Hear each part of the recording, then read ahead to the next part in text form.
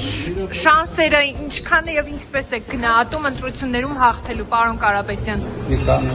Սամվել Կարապետյանի գործով դատական նիստը հետաձգվել է եւ կվերսկսվի ապրիլի 17-ին։ Շուրջ 3 ժամ տևած նիստը դատարանը ընդհատել է պատճառաբանելով աշխատանքային ծանրաբեռնվածությամբ։ Նիստի ընթացքում դատախազը միջնորդություն է ներկայացրել Սամվել Կարապետյանի տնային կալանքը եւս 3 ամսով երկարաձգելու վերաբերյալ։ Պաշտպանական կողմը այս միջնորդությունը անիմն է համարել, քանի որ գործի քննությունը արդեն ավարտվել է եւ Կարապետյանի որևէ գործողություն չի կարող խոչընդոտել դատավարության ընթացքին։ Փաստաբան Արամ Վարդևանյանը նիստից հետո լրագրողների հետ զրույցում ուշադրություն է հրավիրել այն փաստի վրա, որ նախընտրական այս փուլում յուրաքանչյուր կորցրած ժամը վճռորոշ է։ Ըստ պաշտպանի, Սամվել Կարապետյանի նկատմամբ կիրառված տնային կալանքը ուղղակիորեն կատվածահար է անում նրա հիմնադրած Ուժեղ Հայաստան կուսակցության քաղաքական աշխատանքները, թույլ չտալով պատշաճ կերպով նախապատրաստվել եւ մասնակցել ընտրական գործընթացներին։ Մեզ համար էական նշանակություն ունի նույնիսկ 1 ժամը, որ խափանման միջոցը փոխվի, որովհետև այդ 1 ժամը կարող է ծառայել քաղաքական գործընթացներին պատշաճ մասնակցության համար։ Նույնիսկ այդ 1 ժամը, եւ մենք փաստացի 2 օրից զրկվել ենք արդեն, որի համաչափությունը, ողջամտությունը, անհրաժեշտությունը չեմ կարողանում ընդունել։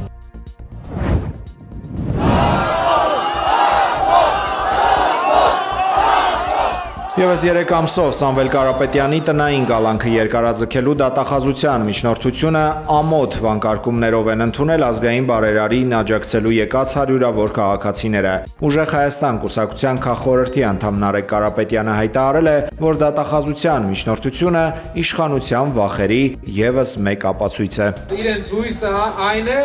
որ կխոչընդոտեն Կարապետյանին շփվել իր ժողովրդի հետ։ Հիմնական նպատակը այս ամբողջ process-ի մենք հիմա տեսնում ենք տնային կալանքի երկարաձգման process-ի,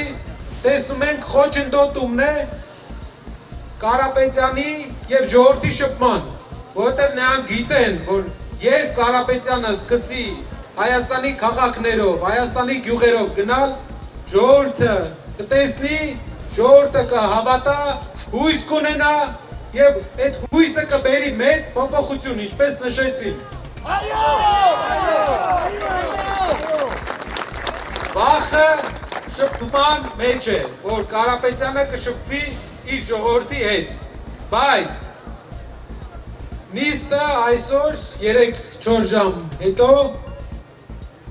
դատավորը հետաձգեց 2 օր հետո։ Ինչպես դատարանի դալիճում ասեց փաստաբան Լիանա Գասպարյանը դատավորին ուղղված իր ելույթում, ասեց, որ ձեր որոշումը սոսկ դատական որոշում չէ, սա կարևոր որոշում է, որը ազդելու է հայ ժողովրդի ապագայի վրա, պատմական նշանակություն է ունենալու ձեր որոշումը հայ ժողովրդի ապագայի վրա։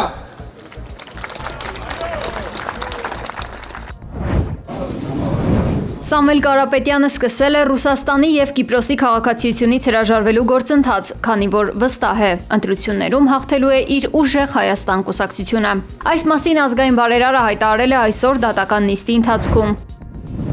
Հայաստան Փաշինյանի կառավարման վերջին տարին վերնագրով տեսանյութ է հրապարակել Ուժեղ Հայաստան կուսակցության քաղխորհրդի անդամ Նարեկ Կարապետյանը։ Կադրում կուսակցության անդամ Գոհար Ղումաշյանն է, դատարանում նորածին երեխան գրկին։ Նարեկ Կարապետյանը տեսանյութը մեկնաբանել է այսպես. մայրիկներին ձերբակալում են, երեխաները հայտնվում են դատարանում մայրիկի հետ։ Նարեկ Կարապետյանը նշել է, որ փոփոխության միակ ելքը Փաշինյանին վարչապետի պաշտոնից հեռացնելը կլինի։ 3 Ուժեղ Հայաստան կուսակցության անդամ Գոհար Ղումաշյանը ձերբակալվել եւ բերման էր ենթարկվել հակակոռուպցիոն կոմիտե։ Չնայած անչափահաս եւ անգամ մանկահասակ երեխայի հանգամանքին նրան ժամեր շարունակ պահել էին դատարանում, զրկելով երեխային կերակրելու հնարավորությունից։ Միայն մի քանի ժամ անց էր դատավորը թույլատրել Ղումաշյանին հանդիպել իր փոքրիկին։ Նա ձերբակալվել էր նախընտրական շրջանում բարեգործություն անելու արգելքը խախտելու կասկածանքով։ Դատարանը մերժել էր տնային կալանք կիրառելու միջնորդությունը, ավելի ուշ խափանման միջոց ընտրել վարչական վերահսկողությունը։ Երրորդ բանակային կորպուսի նախկին հրամանատար գեներալ-մայոր Գրիգորի Խաչատուրովը, որի նկատմամբ հանրային քրեական հետապնդում էր հայտարարվել, դեռ 2025 թվականի նոյեմբերի 25-ին կկալանավորվի։ Սակայն նախկին հրամանատարը այս պահին երկրում չէ, դատարանը որոշել է նրա նկատմամբ հայտարարել հետախուզում։ Գեներալ-մայորը մեղադրվում է կաշառք տալու, ինչպես նաև ռազմական դրության կամ պատերազմի ժամանակ իշխանազանցության ու իշխանության չարաշահման համար, որը անզգուշությամբ առաջացրել է ծանր հետևանքներ, այդ թվում մարդու մահ։ Ընտրություններից առաջ քաղաքացիներին նյութապես շահագրգռելու քաղաքական ուժերի գործողությունները ինչ ծավալների պետք է հասնեն, որ կենտրոնական ընտրական հանձնաժողովը թույլ չտա մասնակցել ընտրություններին։ Խորհրդարանում հետաքրքրվել է քաղաքացիական պայմանագիր խմբակցության քարտուղարը։ ԿԸ ղեկավարն ասել է, Հայաստանի ընտրական օրենսգիրքն անչափ լիբերալ է ու գրեթե անհնար է չթույլատրել որևէ կուսակցության մասնակցել ընտրությունների, եթե բոլոր փաստաթղթերը ընդունել է ընտրական հանձնաժողովը։ Ինչ ծավալների պետք է հասնեն այս գործողությունները, ինչ պետք է տեղի ունենա, որ տվյալ քաղաքական ուժը, օրինակ, չգրանցվի։ Քանի դեռ քաղաքական ուժի կուսակցության գրանցումը կասեցված չէ, այսինքն որպես կուսակցություն գործում է, որը ոչ միայն ԿՀ-ն, այլ նաև դիմընտրություններում ընտրատարածքային հանձնաժողովը իրավունք չունեն չգրանցել, եթե անհրաժեշտ փաստաթղթերը կուսակցության կողմից ներկայացվում են։ Մեր օրենսդրությունը, ընտրական օրենսգիրքը կուսակցությունների պաշտպանության տեսանկյունից շատ լիբերալ է։ Այսինքն մեր ընտրական օրենսգիրքը ըստ էության այնպես է իր տրամաբանությունը կառուցված, որ կուսակցությունները, մասնակից կուսակցությունը հնարավորինս պաշտպանված լինեն, որպեսզի մասնակից կուսակցությանը քաղաքական ուժին ընտրապայքարից, այսպես ասած, դուրս թողնելը լինի շատ դժվար։ Վարչապետ Նիկոլ Փաշինյանը մասնակցել է Եվրոպական միություն Հայաստան քաղաքացիական հասարակության պլատֆորմի 8-րդ հանդիպմանը։ Իր խոսքում Փաշինյանը անդրադարձել է Եվրոպական միությանը Հայաստանի անդամակցության հեռանկարներին։ Ըստ Փաշինյանի, Հայաստանի ռազմավարությունը ոչ թե շանտաժի միջոցով ԵՄ անդամ դառնալն է, այլ երկրի չափանիշներն ու ստանդարտները եվրոպական մակարդակի հասցնելը։ Երբ որ մենք լինենք օբյեկտիվորեն այս կետում, Եվրամիության անդամ դառնալ չդառնալը քաղաքական որոշման հարց է։ Եթե Եվրոպական միությունը որոշի, որ մենք մեզ ընդունել Եվրոպական միության լիիրավ անդամ որպես, շատ լավ։ Եթե կորոշի չընդունել, մենք էլի շահած դուրս կգանք, որովհետև կլինենք ժամանակակից լավագույն ստանդարտներին համապատասխանող երկիր։ Բեյրութում իսրայելական կողմը շարունակում է ավիահարվածները, որի հետևանքով 2 մարդ է զոհվել։ Լիբանանյան լրատվամիջոցների փոխանցմամբ թիրախավորվել է ավտոմեքենա, որն ամբողջությամբ այրվել է։ Իսրայելի պաշտպանության բանակը թեև ուղղակիորեն չի մեկնաբանել այս հարձակումը, սակայն պաշտոնապես հայտարարել է, որ շարունակելու է գործողությունները Հեզբոլլահի դեմ իսրայելցի խաղաղբնակիչների անվտանգությունն ապահովելու նպատակով։ Իրավիճակի սրմանը զուգահեռ Իսրայելը տարհանման նոր կոչ է արել հարավային Լիբանանի բնակիչներին։ Լիբանանյան ճակատից բացի ակտիվ գործողություններ են ընթանում նաև Պաղեստինյան Ռամալլահի տարածքում։